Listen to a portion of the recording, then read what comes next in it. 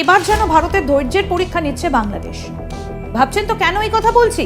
কারণ ভারতের সীমান্তে তুরস্কের নজরদারি ড্রোন উড়াচ্ছে বাংলাদেশ। পশ্চিমবঙ্গ সীমানায় বিশেষ ড্রোন নামালো বাংলাদেশ।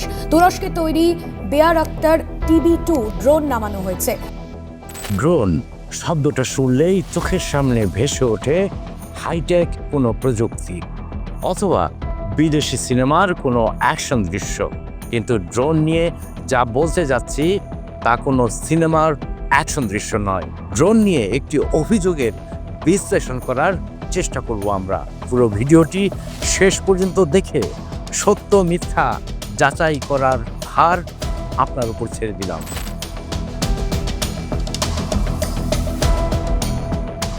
শুরুতেই গুজব ফ্যাক্টরির দেশ নামে পরিচিত আমাদের পাশের দেশ ভারতের দিকে নজর দেওয়া যাক। সম্প্রতি ভারতীয় সংবাদ মাধ্যমগুলো দাবি করছে বাংলাদেশ নাকি তুরস্কের তৈরি একটি অত্যাধুনিক ড্রোন উড়িয়ে ভারতীয় সীমান্ত এলাকায় নজরদারি চালাচ্ছে। ভারতের সীমান্তে তুরস্কের নজরদারি ড্রোন উড়াচ্ছে বাংলাদেশ। ভারতীয় সংবাদ সংস্থা এনআই এই ড্রোন ওড়ানোর দাবি করেছে। সংবাদ সংস্থা দাবি করছে তুরস্কের তৈরি নজরদারি ড্রোন ভারতীয় সীমান্তের খুব কাছে ওড়াচ্ছে বাংলাদেশ। বাংলাদেশ সীমান্তে কয়েক মাসেই সন্ত্রাসী কাজকর্ম বেড়েছে এবং তার জন্যই পশ্চিমবঙ্গ সীমান্তে নজরদারির জন্য এই ড্রোন নামানো হয়েছে। যদিও এই পরিস্থিতিতে বিশেষ ড্রোন নিয়োগে উদ্বিগ্ন ভারত সরকার। ভারতীয় বার্তা সংস্থা ANI বলছে গেল কয়েক মাস ধরেই বাংলাদেশের ড্রোন সীমান্তের কাছাকাছি উড়ছে। মাঝে মাঝে এই ড্রোনগুলো একটানা 20 ঘন্টারও বেশি সময় ধরে নাকি নজরদারি করছে। এমনকি বাংলাদেশ নাকি সীমান্তের কাছে পাকিস্তানি গোয়েন্দা কর্মকর্তাদের আমন্ত্রণও জানিয়েছে।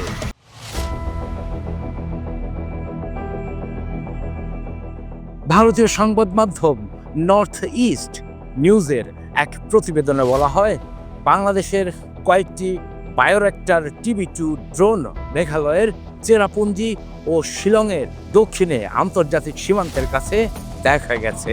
এমনকি ভারতের পররাষ্ট্র সচিব বিক্রম মিশ্রের ঢাকা সফরের পরপরই এই ড্রোনগুলো মোতায়েন করা হয়েছে।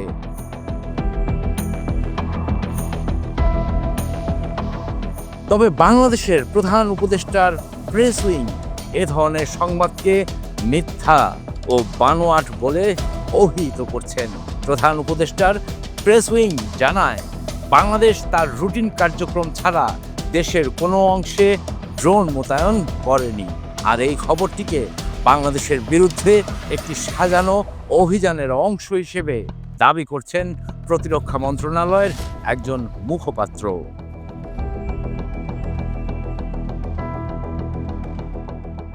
চিলে আমার কান নিয়ে গেছে শুনেই চিলের পিছনে দৌড়ানোর অবস্থা হয়েছে ভারতের। ঘটনার সত্য মিথ্যে যাচাই না করেই ভারতের প্রতিরক্ষা বাহিনী এই ড্রোন আতঙ্ক সামাল দিতে বসিয়েছেন নতুন রাডার।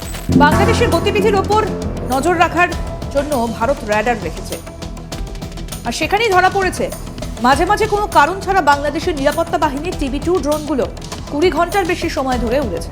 আরো মজার তথ্য হলো যাদের মাথার উপর দিয়ে এই ড্রোন ঘুরে বেড়াচ্ছে অর্থাৎ সীমান্তে বসবাস করা মানুষ, কিন্তু এখনো বুঝতেই পারছে না আকাশে কি উঠছে, পাখি, ড্রোন নাকি গুজব।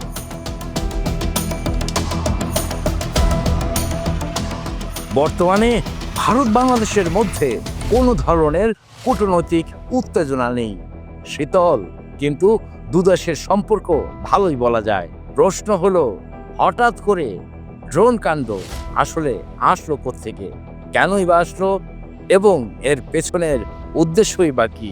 সাবেক প্রধানমন্ত্রী শেখ হাসিনা পালিয়ে ভারতে আশ্রয় নেওয়ার পর থেকে বাংলাদেশের বিরুদ্ধে উঠে পড়ে লেগেছিল ভারতীয় গণমাধ্যমগুলো।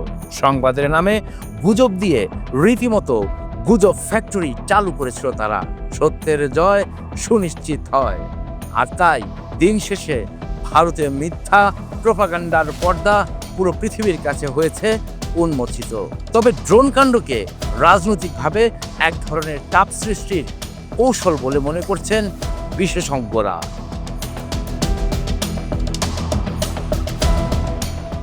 নিউজ ডেস্ক, কুরাশ নিউজ।